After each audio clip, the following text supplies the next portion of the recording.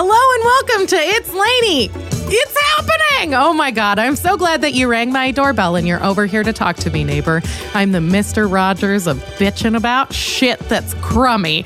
So let's get into it. I'm putting on my cardigan, I'm talking to a puppet, and you know that I am having a wonderful time in the neighborhood. So this week I examine winter tips for seasonal depression, just like Martha Stewart. And I look into the future. I dream of what's to come, what could possibly happen, and the beautiful glowing feeling I'll have when I unlock my true potential as a 29-year-old in 2018.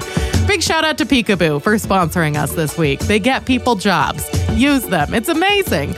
And of course, I'm going to do the motherfucking question. And this is near and dear to my heart. So I really appreciate you guys for sending these in. So sit down, stand up, turn around, put your foot in the middle, and it's the hokey pokey of shows, motherfucker. Let's do it! Go.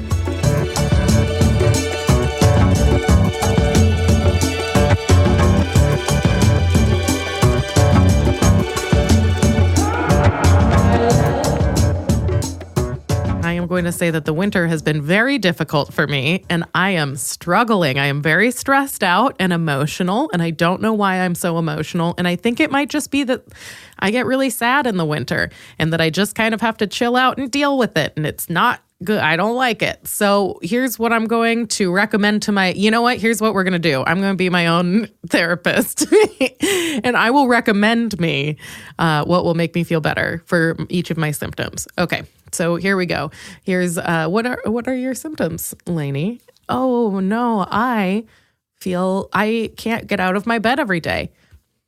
Ah, interesting issue, Lainie, if that is your real name. I recommend that you set an alarm and then you make an appointment with a friend so that you have somewhere to be, so that you have to be there, and make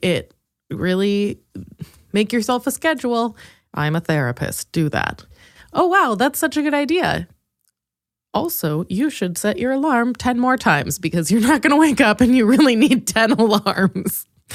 It's an issue, but you know what? I do what I got to do. So that one. Definitely, I have to set 1 million alarms. And this is the first thing that helps with my depression. Okay, let's do the next symptom. The first one was I can't get myself out of bed. The second one is I can't get myself to leave my house. Okay, hello, I'm your therapist, lady. Set at least one goal for yourself to do a day. And that's kind of how I think of things, which is honestly kind of like a one day at a time thing, but it's more like, okay, listen, you have to do one thing today.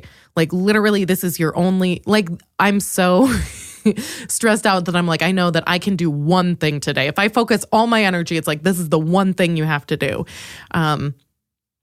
So I made that go to yoga. And then after I do yoga, I have to take a shower just because like physically I can't not and this is the thing about doing yoga. I have some sort of curse. It's like definitely some sort of, mountain people cursed my ancestors because the amount that me and my sisters sweat is not, okay, first of all, it's not cute. It's not cute. It's actually, is this a gland disorder? Because I can't tell and it looks like it.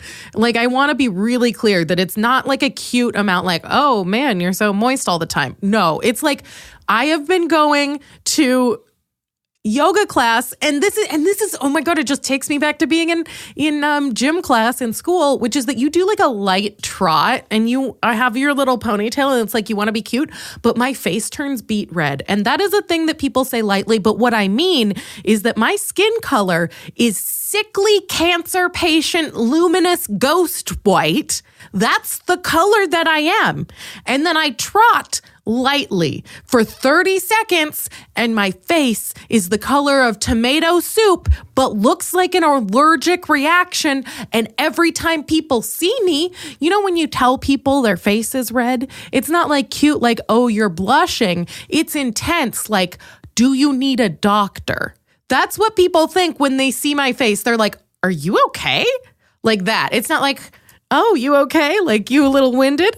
Surely after the tennis game we had, check out the diamonds on my tennis bracelet. I've also got the elbow. Tennis! It's for us. I used to work one of my first jobs was as at the desk at a tennis club. Can you believe that? I played tennis for a year in high school, and I was pretty good. I was the first year I started, I made the team, and also, none of the girls liked me, but I really liked playing tennis. So they thought I was super weird. Like, they just definitely thought I was super, super weird. I had that problem so much. Okay. Anyway, backtracking to the original point, tennis.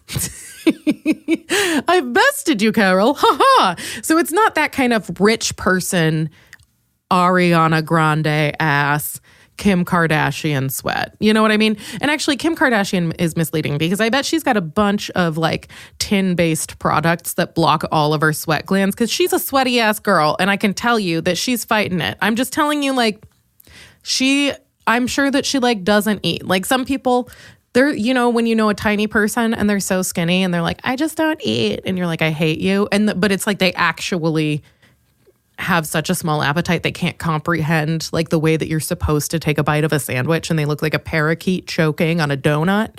It's like, you know, some people, that's just their thing. That's their thing. And then some people are like, oh, I just couldn't eat like possibly another bite. And then they go home and they powerhouse 2 hamburgers and they're like, man, I just needed the boys to like me. You know what I mean? I just feel like that's the thing where Kim Kardashian is like, I'm sure she like eats 2 leaves of lettuce and then like definitely puts cucumbers over her eyes. But I bet that when she goes home, she sweats up a mean one. And you know what I mean? Like that's happening in their house. I just am saying she's secretly my blood sister. Not a big deal. It's like a swarthy people. Okay, that sounds fucked up too. I mean warm climate because I'm a cold climate person, and that's what's so weird about it is that all of a sudden I'm sweating buckets and it's like, why is this happening? You're a cold climate person. But so anyway, people would get concerned about my face and it would be all red. And so when I'm at yoga, I sweat so much that it first of all drips, but like kind of pours off of me. It sort of funnels off of me and onto my mat so badly that I have to bring extra tools because my hands and feet won't stay when I'm doing downward dog because I start slipping. And so I got a towel for my hands so that the grip will stay. And then my feet started sliding, which means that my hands are sweating and my toes are sweating so much that I'm sliding off of my mat. So like, it's not cute. Anyway. So what I'm saying is I have to take a shower out. After that, it's like I'm not comfortable if I don't. So that was that point. But I just have to tell you. And here's the thing. You can have prescription strength deodorant. My sister has it. Well, she did in the past. But it's just like nothing I can do can stop this. And I don't want to be untrue to who I am. But also I'm just really afraid of getting breast cancer, which is why I don't get the antiperspirant with the aluminum anymore. Parabens, stuff like that. So I use natural deodorant, which, man, I told you that story. Dude, some people really don't like that, let me tell you. And to me, okay, anyway, not important. All right, so the one thing I have to do that day, getting back to my point, the cure for being afraid of going outside is that the one thing I have to do that day is do yoga because I know that is the thing that will bring me closer to doing other things because it gives you energy. So I know that if I do yoga, then I'll take a shower. And I also know that if I take a shower, I'm more likely to put on clothes. And if I put on clothes, I'm more likely to be ready to go outside. And if I set an appointment that's for like a few hours after that, and it's at like night, so it's like there's no way that I'm still sleeping if I went to yoga, then it's like, okay, then I could see human beings. And then it's like, okay, I could avoid crying for another 2 hours. So, you know, that's the small increments of improvement for depression. Honestly, this is one of the things that I think to myself about it. Because I guess let me be clear. I am talking about, I'm so depressed and it's so lame and it's just weird and difficult because like, I thought of myself as like a panic person and not a depression person. But the thing I find that helps is if you tell yourself, what can I do right now to make me 10% happier? And I can always find something that'll make me 10% happier. Sometimes it's chocolate. Sometimes it's talking to a specific person. Because some people you're like, that's going to be like a 5%. No, not worth it. So I hope you're on my 10% list. Anyway, so make a short list of 1 to 3 things you have to do in a day, and then you go to yoga. And let me just say, I have been going to yoga. I'm very fancy. I did it 3 days in a row, and now I'm buff. It's incredible, but I was sweating so much. It's embarrassing. But honestly, I've given up. I don't know if it's the older I get. I think it's just the more, I guess it is the older I get, but it's just like, I just couldn't care less what you think. Like, if you can't deal with the fact that I sweat sometimes, why would I speak to you? Like, I'm not embarrassed. I take that power from you. I sweat so much because you know what? I was really getting my namaste on. And do you know how much it purifies your spirit, you fucking dorkwad? Get the fuck out of my face, you bully. Eat my nuts. Savasana. That's what it's called when you lay down at the end of class.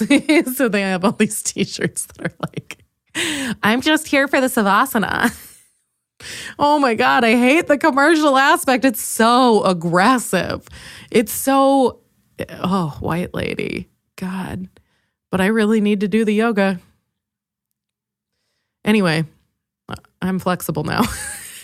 All right. So what else is dope to do in the winter? Okay. What's my next symptom?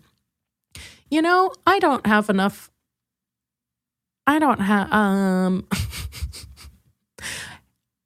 feel like I hate myself. What should I do? Well, Lainie, it sounds like that's stupid. Shut the fuck up.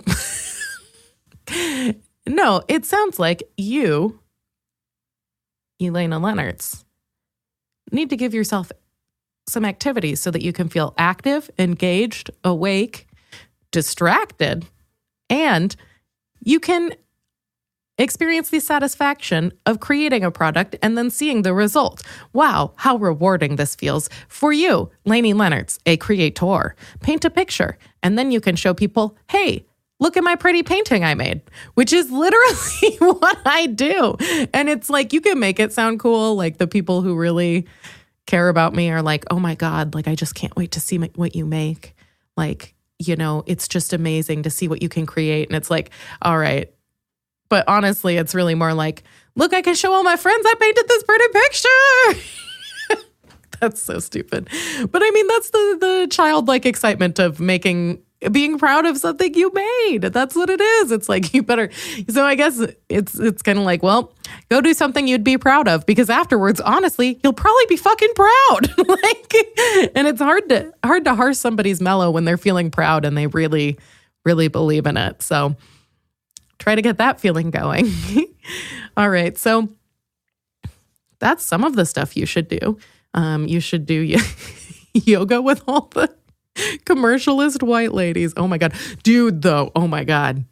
I don't want other people to get this. I don't want them to find out about my scheme, but I have been going to free yoga for months. Because I've been running a scheme on these bitches. I've been running a train on their ass. Like, oh my God. Dude, I don't want to give it away because I don't want them to take it from me because it's a foolproof scheme. But I think I'll be okay. Anyway, I'm just so poor. I can't pay for it. But so I was trying to find what exercise I was going to do. And my gentleman friend has recommended to me that yoga is not enough and I should be doing kickboxing. And he has brought that up to me. Perhaps it was every day for a week. But no, I'm kidding. It wasn't that often, but it was like, I honestly don't. And the funny thing is that he actually does mean, like, I honestly think that you'll be happier if you have so much energy, frustrated energy, that you will probably feel better if you do something more kind of explosive, which is a problem I have, especially when I'm not performing, because I don't get to get on stage and, as my mom would say, yell and stomp around and scream a lot. And that's true. And then when that frustration builds up enough, sorry, I hit my own water bottle. Gong. I'm into yoga now. Okay, anyway, that's my new water bottle that I also stole. Okay, so anyway, Don't tell the yogis. No, I just keep getting free yoga because you could just keep signing up. Well, here's the thing. I'm from smaller places. But so I've always thought, like, couldn't you just keep getting the free trial and keep going? And so I've just been doing that, and it's just highly effective because there's so many, if you go to a chain, there's a ton of them in one city. And there's an ever-rotating shift of people who are teaching it and staffing it because they're not getting paid enough for them to do that as their full-time job.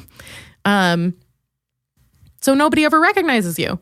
So, like, I just go to yoga all the time. I just make a new email address every time I want a new free week. And then you make a Google Voice number to go with it. Like, I already have, like, 4 email addresses. I already could do that with my own. So, like, how wrong is that, How wrong is it? Aaron, 1 out of 10, how wrong is that? Exactly. It depends on how you look at bad. So you could make an argument that you're like, I'm a good gal. Because they're like, it's a super commercial, because it's like an evil corporate it's like a corporate thing. So, like, I would feel bad about it if it was like an independent studio where I was taking away the wages of people who were working and earnestly engaged in their practice. But it's a chain that is going to pay them the same regardless of whether I'm there. So I just go to the class. And also, the whole time you're there, they're trying to push you, like, all of this, like, it's like being at the tennis pro shop. Like, there's all this gear you're supposed to have to go with it. And it's like, that's like a bastardization of, like, what the meaning of this probably should be. So this is just a fitness class, But also, some of the teachers are into a lot of the teachers are engaging in the, I guess, self-consideration that is involved with that kind of thing. It's just weird, too, because it's, what it is? It's weird because it's, whether or not it's billed like this, it's kind of a spiritual thing in, like, historically. So I think it always kind of has that underpinning. And then that's how they get you, is by adding in tank tops, So it's like, the thing is, the number one positive thing I can do for my brain, for my mental health, is exercise. And that is honestly, it's kind of the only thing I can control. Like, that and, like, going to the therapist and, like, having medication prescribed to me. But other than, like, just those things, it's just only, like, exercising. Like, there's a lot of stuff I could do that help, but almost none of them help as much as exercising does, which is just insane, So if the only way I can get myself to do this is that I have found it really convenient because there are more locations of this place that whenever I need it, I can go. Even if I miss it, there's still, I can find another place that I can do it, and it's all standard and it's the same every time. And I'm anonymous, which is something that I like. I'm anonymous and nobody notices me, but I'm in this atmosphere that kind of makes me feel comfortable and invisible, but I'm still, really active and doing something for myself. So that's, like, one of the only things I can control. So if this place, is the only way I'm able to do it, it's the way I'm able to do it. That's just how it is. Because the fact that I can do it even one day of the month is, like, a miracle. So I went the past 3 days, so it's like, damn, that's worth something.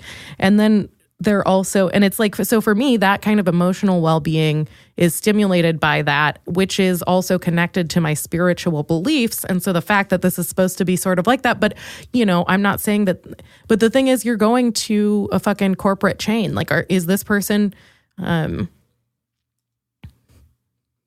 worthy to be deemed my leader? No, because it's not about that. Should I think that that person should be able to then turn around and sell me tank tops? Like, no, not really. But so I guess what I'm saying is, like, part of what I get out of it, but it's not about that. It's just because that's how I know that's the only way I can do it. I just have to go.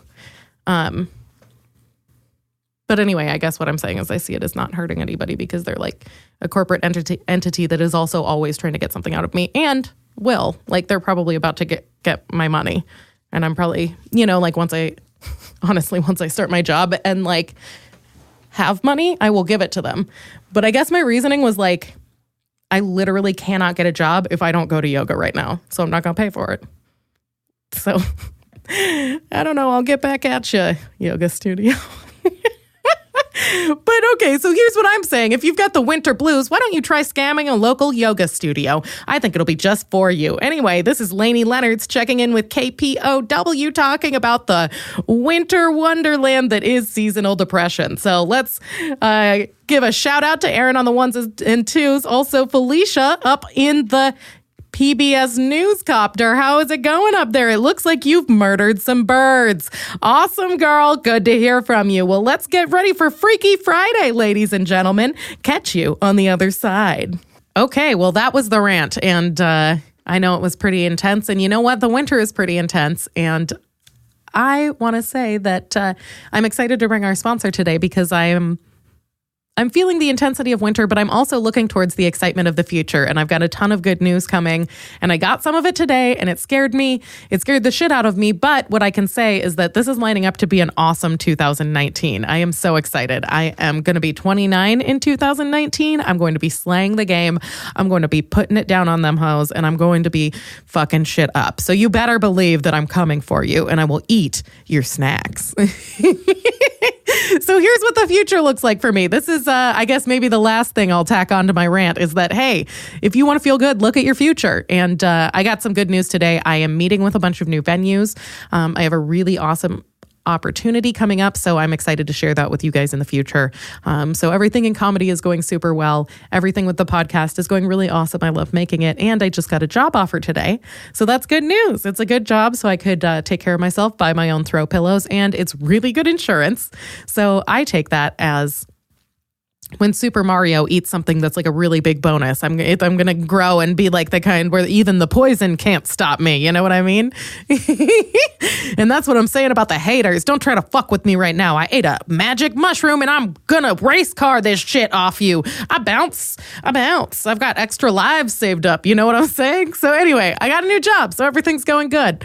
I had somebody help me a ton with it. And it made me realize I thought my resume was perfect because I studied writing at a liberal arts college. You know, I had a lot of very bougie resources and I did have tutoring on what your resume is supposed to look like and stuff like that.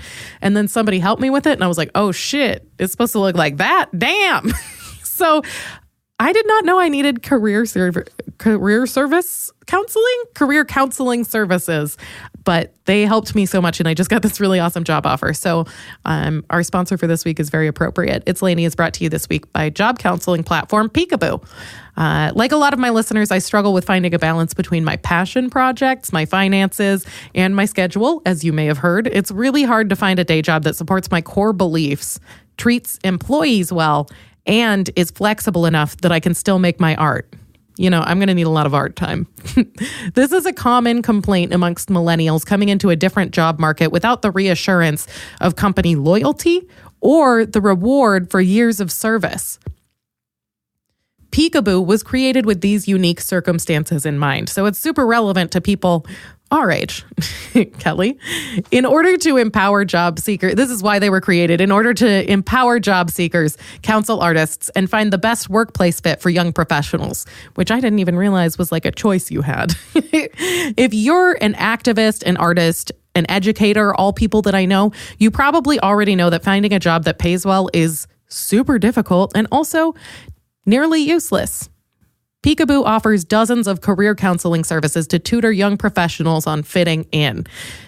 We don't sometimes learn the skills that we actually need. Peekaboo coaches are called seekers, and they are fully certified in interview coaching, personal statement doctoring, and facial expression adjustment to make sure that you, the hider, if you will, are able to put your best foot forward in an interview situation by concealing any of your incongruent true feelings.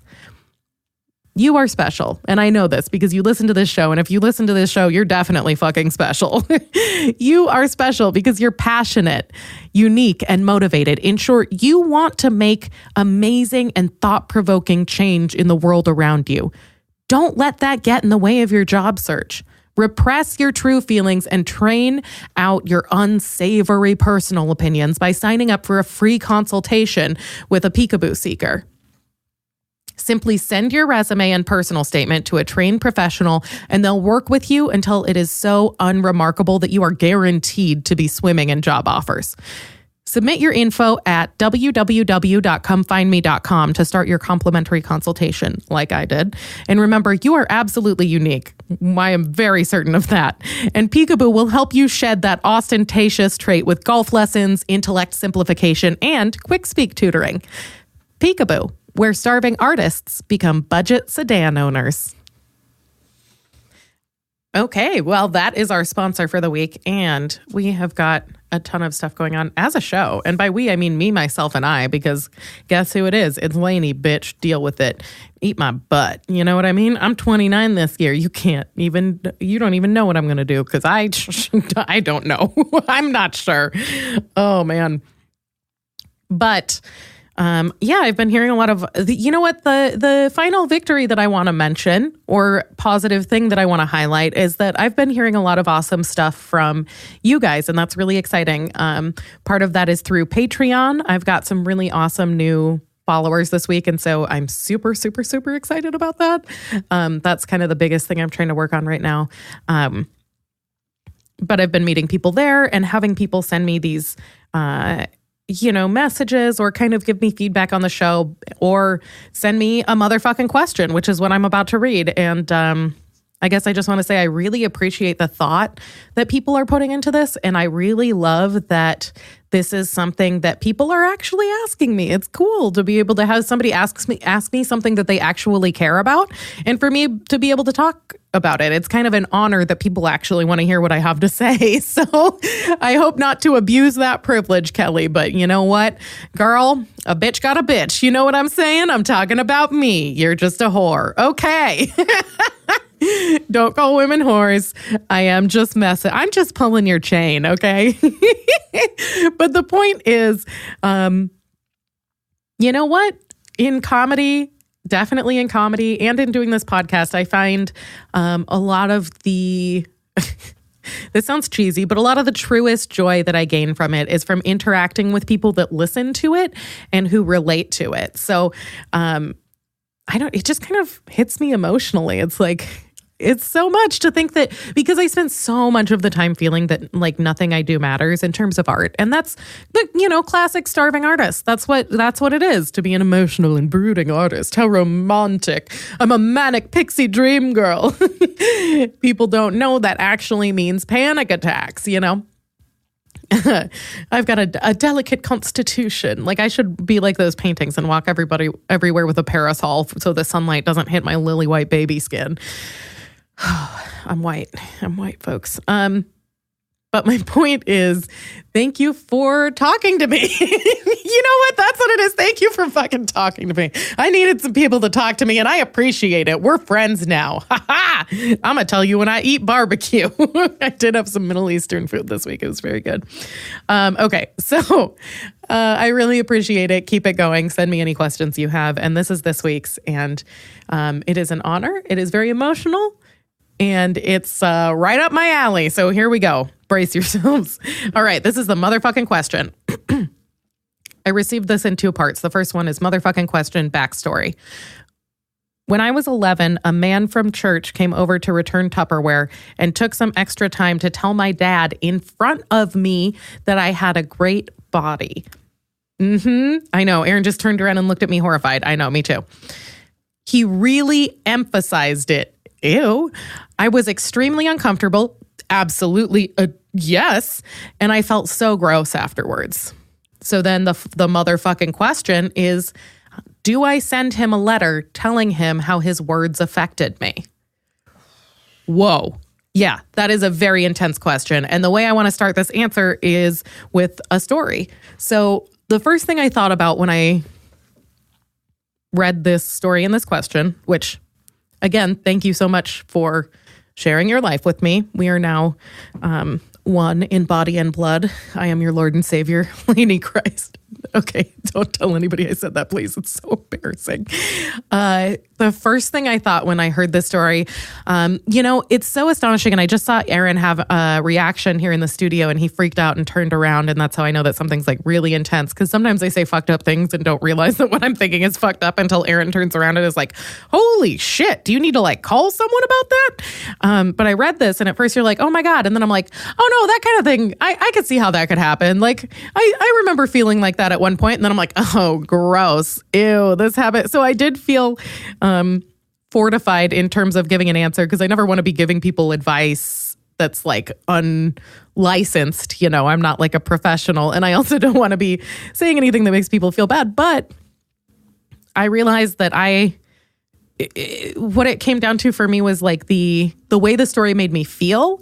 And that was the kind of the last line really sums it up when they said, I felt so gross afterwards. Oh, and this question, by the way, is from B'Elanna Torres of the Spaceship Enterprise. So just so you know, this is from B'Elanna. So when B'Elanna sent me this story, anyway, it was really summed up when it said, I felt so gross afterwards. And then I realized, why this especially resonates with me is that that's a feeling that I've had for sure. And that's a feeling that I remember having as a young girl. And one of the things that's so astonishing about this is that like 11 is so young, like so young, like it's definitely, I mean, let's be honest, I guess you asked for my opinion. That's just pedophile age, straight up. That's pedophile age, no doubt. And I remember at one point, and I feel like I probably was like 11 or 12, and it was the summer, and I was wearing a tank top, and it was one of those tank tops that's like a quote unquote cami. So it was like, you don't wear a bra under it. There's like a shelf built in as a bra. Aaron's nodding his head. Excellent knowledge of women's garments, Aaron. Thank you so much. You really always come prepared for the show. So I was wearing one of those, and I was like 11 or 12. And listen, I don't want to be rude, but I did blossom early. So everybody imagined that. No, I'm so sorry. That was such a weird thing to say. No, I just mean, puberty is really fucking weird for everybody. And it's super weird because I do think I kind of like women get boobs before their brain catches up with them. It's so weird. Like that should not happen. You should not have them. And I'm just saying for me, that was the thing where I had them before I like, oh my God, I was a child with breasts. You know what I mean? I developed quickly.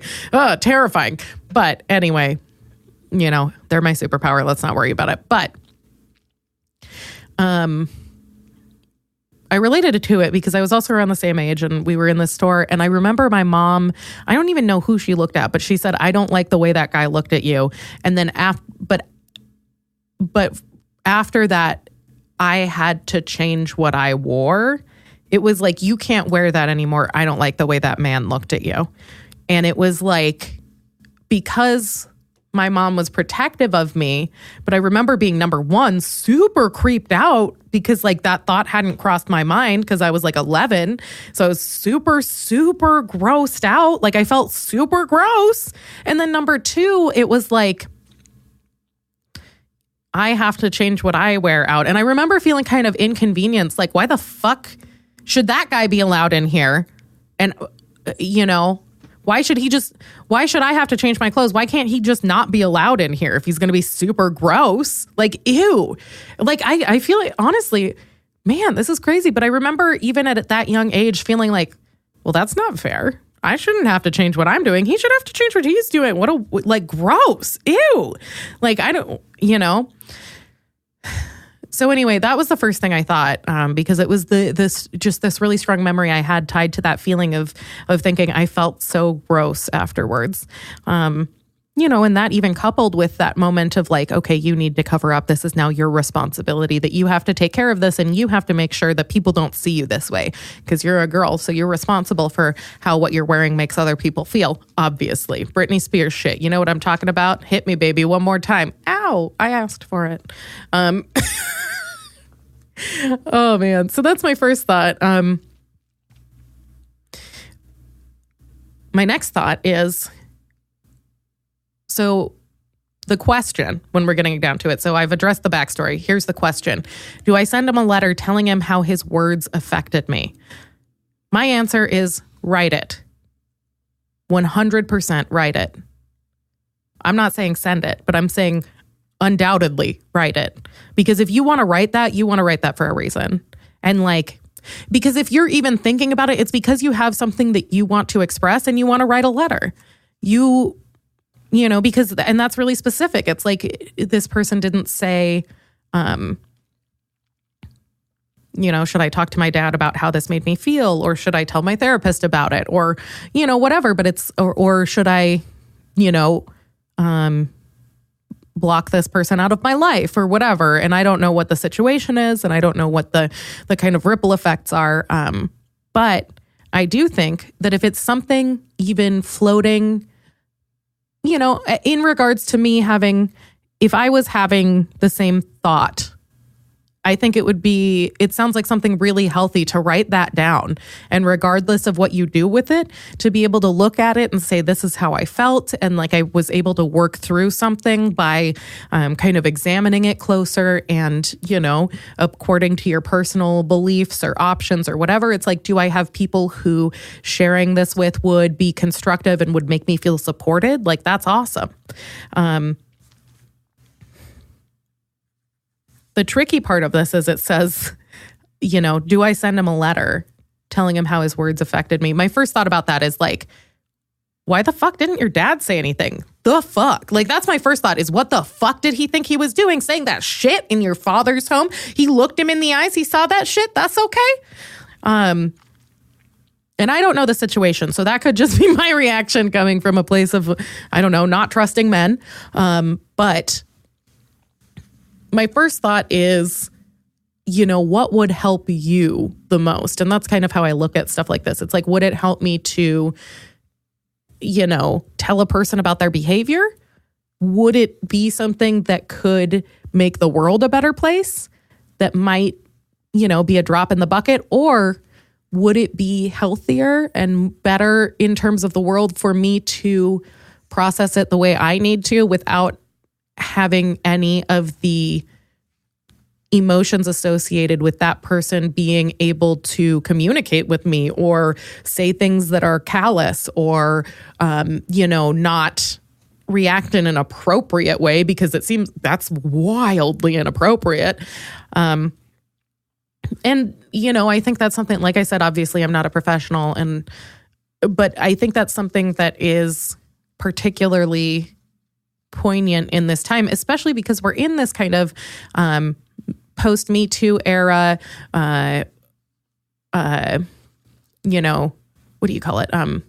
Weinstein revealed, Woody Allen, Bill Cosby-ass dark timeline where people are starting to acknowledge when shit happens that's wrong. And the thing about it that's hard is that, like, you know, like I saw Aaron turn around in shock. And on one hand, this is really shocking, really inappropriate, really weird. And on the other hand, part of me as a woman gets really angry because it's like, I don't know that shit been happening. You know what I mean? Like, I know that this is happening because it's happening to the people around me and I see it fucking happening and it's disgusting. And we've just been ignoring it. You know what I mean? And now, now it's like, okay, now I can mention it, but can we not? The thing is, now people will know about it because a lot of men are like, oh, I know I could get in trouble for it. But it's like, maybe you should think about the fact that this has been happening for hundreds of years. And that's what's fucked up about it. You know what I mean? It's not just that this stuff happens. It's that it's only now inappropriate. That's what's fucked up about it. So I guess what I'm trying to say with that is I share your outrage. I'm so sorry that happened to you. That is horrible. It is ridiculous. And you are amazing. And thank you for sharing with us, because that's a very strong thing to do. Like, to share and to get, for me to be able to talk about this, for me to be able to learn that about someone else and to be able to, you know, have that then connect with a story that I have myself is really, really freeing. So I feel like that's part of why I'm so thankful for getting a question like that, because, man, it shows me that even, you know, even though sometimes I don't know it, there are people who are listening to me who are, I mean, I guess kind of kindred spirits. You know, it's like, it's amazing to hear about kind of a common experience like that, and to hear that I'm speaking to people who have considerations, who have thoughts, who are working through stuff that's so in line with how I feel about the world. And that, I think, for everybody is super key, because everything is so polarized now. We're living in this reality show, and being able to have a single moment of sharing and understanding is, I don't take that for granted because we're in the middle of Donald Trump's winter of my heart. All right, write that down, Aaron. That's the title. It's Donald Trump's winter of my heart. God, I'm a genius. So yeah, I think definitely write it. I think it's going to make you feel better. I think it's going to, I feel like there could not be anything wrong, or what was I going to say? Bad, negative. There could not be anything negative that comes from you writing it. In terms of, should I send it? I have no idea, the context of if this person is like, if I'm in this scenario, is this person in the same community? Is this person somebody that I have contact with? Is this somebody that I haven't seen in years? Is this somebody who is bothering other people? Is this somebody who is going to be around my children? Is this somebody who, is using a position of power to be weird? Is this somebody who still needs Tupperware? These are the questions that I want to know the answers to. The Tupperware moment was particularly like, if you were going to be so extra about it, just keep the goddamn Tupperware, Todd. You know what I mean? Like, don't come up in my house trying to give me a Ziploc back and talk some shit. Get the fuck out of here before I punch you in the nose. I would punch this person in the nose for you. So as far as do I send it, okay, let's just talk about what I would do if it was me. Again, not knowing any of the, kind of extraneous details, I would not, because I think that, and this comes up a lot, but it's, I think that if this were a situation where a lot of people were getting hurt from it, or I felt like this person had power, or I felt like the people around them, or I felt like this person had power, that would be something I would feel like, then I had a choice about, like, I had to either decide to either act on it or not act on it. Also, like, would that make the person consider what they had said? Because there are a lot of different kinds of people. And it's like, there are some ways, and this is something really difficult that I feel like we're all trying to find our own relationship with, because there's this culture of like internet outing for things like this, and media outing. And it's hard because, like, I honestly, you know what? Let me just open it up. I'll say another story that this reminds me of, which is that, oh my God, this story, so intense. Okay, so now we find ourselves faced with this idea. Do we have to tell the public about this person's mistreatment of women or children, small girls? Would it affect anything if I spoke to that person? Is this like a human being who made a mistake and can understand this? Or is this a person who is a nightmare, is a double nightmare? And then the third consideration that I think of is, would it do me more emotional harm to engage with this person than it would offer healing to the world or future people or avoid suffering than it would offer, healing or avoidance of suffering to the world? Because I do, like I said, believe that it's not it's not the responsibility of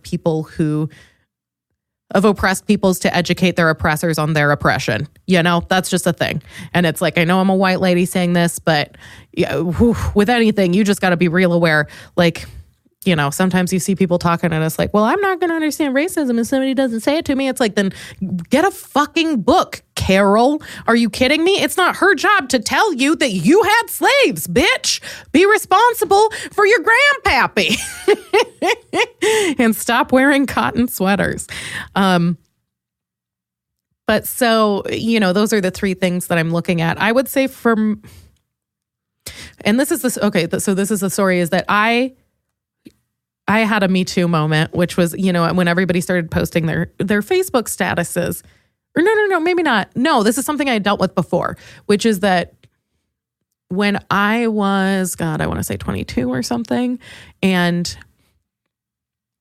I was really shy and neurotic and panicky with men. Like, I have a very strange history with men with a lot of like, you know, just kind of panic attacky stuff. And I guess trauma, which I really hate using the word. I'm going to have to think of a better word for me, because it sounds buzzwordy, and it's not like that. It's like, I didn't realize that, oh, this is fucked up to be like afraid of men, you know? But so one of my like earliest sexual partners just started, it's just like, I've had a lot of men be very aggressive to me without asking. And the thing is like, there is, consent is important. And also like being clear and communicative about the stuff that you're doing sexually or emotionally is important. And the thing is, people can tell you, there's a difference between being clear about communicating it and that person not paying attention to it, and being clear about communicating it and that person is asking you because they actually want to know. But then the third option is that you don't communicate it, and then that's a big issue. And it happens a lot with people who are uncomfortable talking about their feelings or are uncomfortable talking about sex. And usually most people are one or the other. But so I was sleeping with this guy, and he just was very aggressive and like would just do stuff without asking. And he started like choking me during sex without asking. And I was young enough that I just let it happen. And I remember thinking to myself, like, I'm like, this person could murder me right now, and I don't know if they're going to. And then making a thought, and then thinking like, I don't think he's going to murder me, so I guess I shouldn't say anything. Which, oh man, what an encapsulation of the female experience. I literally just, this dude was choking me, and I was just like, I don't think he's going to murder me, so I shouldn't say anything. You know, that's so fucked up. But years later, when I was having I think it was like 2-3 years later, I was having my emotional breakdown, and this was in Minneapolis, and I went back to Minneapolis, and I was hammered. It was when I was drinking heavily, and this person didn't know that was weird, and they didn't know that I remembered it for 3 years, you know, and had since been in trouble for other stuff like that. And this is not the right way to do it, but in the middle... Honestly, we were it's really fucked up too, because I switched between angrily yelling about my mistreatment and then trying to get him to have sex with me. So that's a little bit of a draw back the curtain on how fucking crazy somebody can get. But I think I had a messed up, relationship in my mind with the way that his attention worked, paying attention to me. And but so... yeah, we were talking for like 20 minutes. And then at one point I was hammered. And at one point I just all of a sudden in the middle of, I think he was saying a sentence, and I just stopped listening. And I finally just cut him off and was like, you started choking me when we used to have sex, and you never asked me. And that super fucked me up. Why didn't you ask? And I just like yelled it. Like, why didn't you ask me before choking me? And he was like in the middle of the sentence, and he was like, what? And I was like, yeah, you remember when we used to have sex and you like never asked me? And then and his answer, he was like, you were into that kind of thing. And I was like, huh. And it was like, and I had a friend there with me, and it was, terrifying, because all of a sudden a woman was screaming this in public. So it was pretty fucked up, but he panicked and looked around. His first thought was to panic and look around and like be afraid that people were going to think he was hurting me. That was his first instinct. And then I looked at the girl next to me, and she essentially was like, yeah, that was a really fucked up way to say that, but yeah, you got a good point. But she was like, but yeah, man, why didn't you ask her that? And I was like, hell yeah, girl, right? That's fucking weird, dude. You're not hot. But yeah, he was just like, you were into that. And the thing is, it ends up being kind of an empowering story, because but when I tell it, but I think I only have shame and regret about that. Like even in that interaction, I feel horrible about it, because I feel like it made me feel like I was causing trouble and I was like bringing up old stuff and I was bothering someone, and it wasn't, it was like so hurtful to this person to, bring that up and possibly, like, I'm already on house arrest. How could you say that in public? That was the situation. But it makes me feel bad because I guess I let it build up so much that when I said it, it was an outburst, and I feel like I attacked somebody and like it's not fair. But but in reality, I think it's fucking fair. In reality, I think that's fucking fair. Like, just because the way the world is, and because that person wasn't not doing that to other people, and like if I wouldn't plan it that way. I wouldn't do it that way on purpose, but I will say that I have a lot of I feel really ashamed of that. I feel like I did something wrong and gross, even though I think that really it was something that I carried with me for so many years that I had to say it. And I still feel like gross about it, but I do feel like I didn't do anything wrong, honestly. So I guess what I'm saying is it's a complex relationship with the way that you address somebody and the way that you have control over, who you talk to about what you want to talk to about. I would say if this is somebody who had power or was hurting other people, a lot of the times we kind of address the community in that sense, because I don't know why the fuck we would ever trust this person to give a shit. This sounds like a dirtbag. And regardless of how nice they've been in other ways and how holy they are with the church and how much they're involved in anybody's life, that's a bullshit thing to do to a person. And I guess I just think about it like if I had a kid, somebody said that shit to my kid, they don't live in my town anymore. You know what I mean? Like that person, I don't give a fuck what else they're attached to. That person's done. Like I don't need to talk to them to tell them shit. You chose to do that. You crossed that line. You know what I mean? And now I'll deal with it how I need to deal with it. But you have shown that you do not have good decision-making skills, person. So you know what? I'm going to say you either alert the people around them or you figure out your own emotional health, because that's more important. But that person isn't going to do shit because that person's crap. That person's crap. Telling them isn't going to mean shit. Even if they were to feel bad, that they might make you feel guilty with that, because I feel guilty. So I can tell you, maybe that would even happen just from, it doesn't make sense, but it happens. And I want more than anything, I want, what it is? I want women to feel empowered and strong and confident. And I think that you deserve to feel like, fuck that shit. And you deserve to feel like not only are you in charge, but that shouldn't happen to you. And also, I don't know, man, we got your back, because what the fuck? I can tell you, let me just rate this real quick on a scale from 1 to 10. That's a strong, what the fuck are you talking about here? Get the hell out of here with that shit. You know what I'm saying?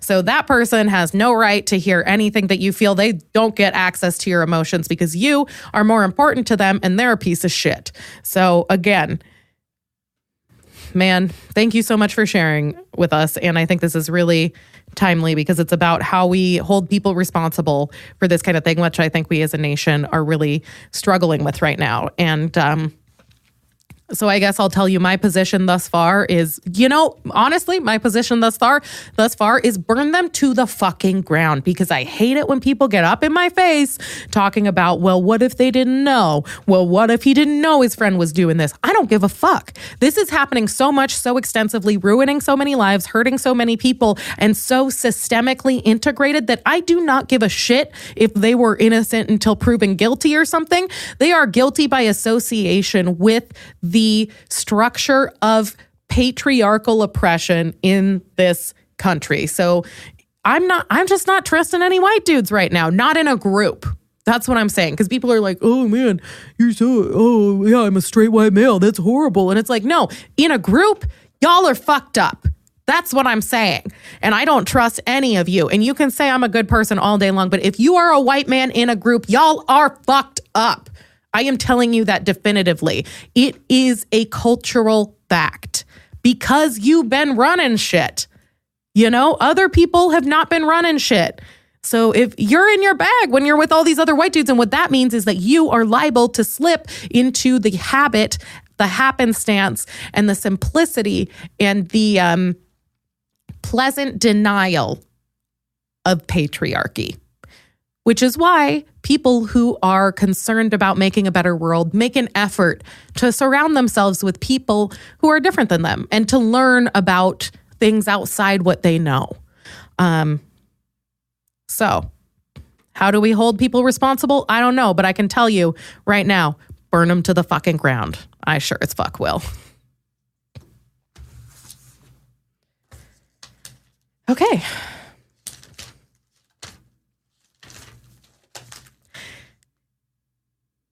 All right, you guys, I know I've mentioned it quite a bit, so I'm excited that I've heard from you guys, and please keep reaching out to me. You can always find me on Instagram at Lainie Leonards, on Twitter and Facebook at Lainie Leonards as well.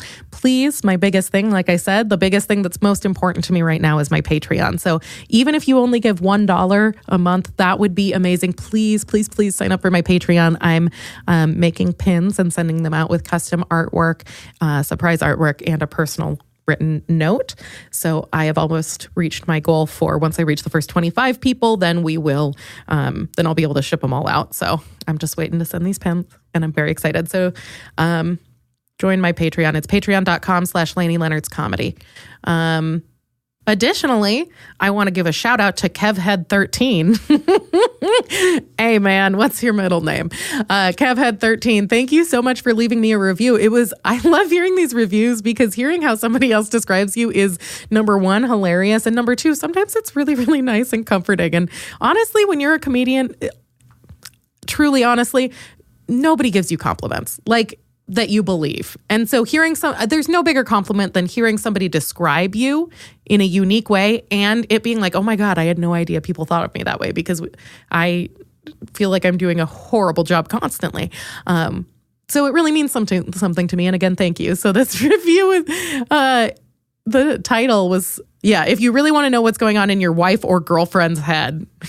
I was like, yes, I'm just id. All right. Dope. 5-star review.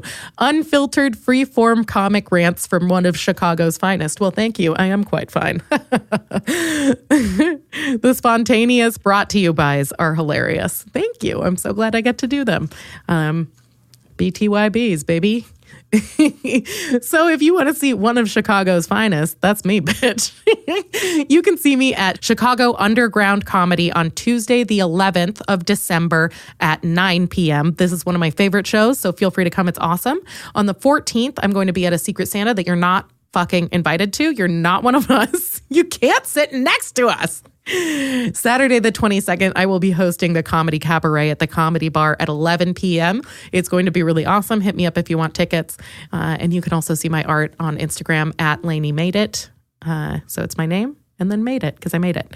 In January, I am producing a show on the 11th, so keep your calendars marked for more details on that. And I'm working on a lot of new live shows in Chicago that I'm excited to share with you. So please subscribe to the podcast, give it 5 stars, and give it a review on iTunes. That would super help me out. But the biggest thing is if you join my Patreon, I promise to be your friend for as long as I keep that $1. Man, this week has been an interesting week. I think we accomplished a lot. I think we really did it.